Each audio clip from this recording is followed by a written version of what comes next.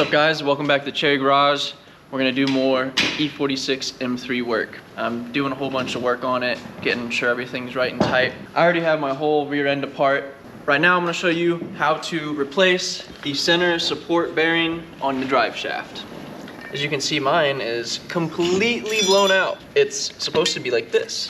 I'll put the link to the part number in the video for you guys. If you don't know how to get your drive shaft off, it's a different video, but basically you get your exhaust off and all your trays off. This end right here goes to your transmission. These are 18mm bolt and nut on the back. This end where your diff connects, this is just an E12 bolt. And the two little nuts that hold on your bearing are 13mm, just so you know. So before you pull this thing apart, we're gonna mark it because this thing is a balanced piece and we wanna keep balance. So you just get like a little paint marker. This piece right here slides out of this by this 18mm right here. So I got that marked. Now I'm gonna go ahead and get this in here and try and bust this loose. It does not want to hold. All right, so after you fight with that for a little while, getting it busted loose is kind of tough, but it gets easier after that, and this is what you'll be left with.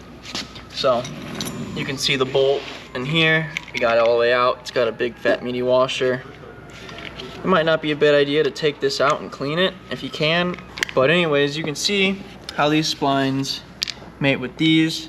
That's why we marked it, so we can retain that same position and retain the balance of the drive shaft. And now we're gonna work on getting this guy off. A little washer here that's gonna slide off.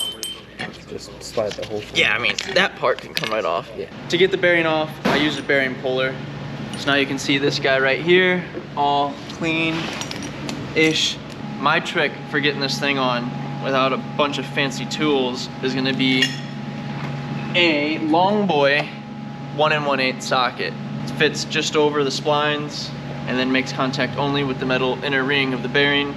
Make sure you get some grease on it, and then I'm gonna beat it in. It's in there. Whee! All right guys, so you just gotta tighten it down.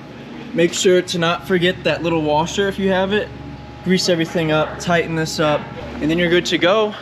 You install it back in your car back the way you got it out, and that's how you can replace your center support bearing on your E46 M3 drive shaft.